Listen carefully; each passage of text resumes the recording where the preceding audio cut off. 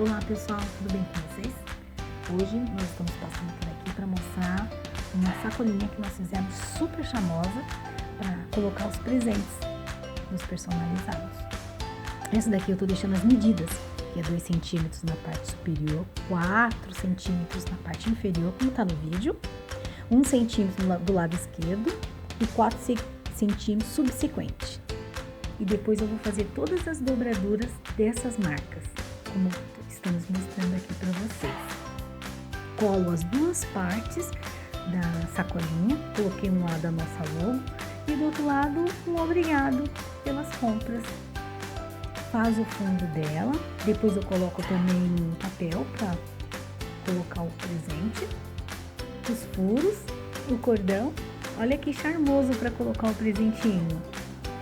Super delicada, né? Amei! Se inscreva no nosso canal.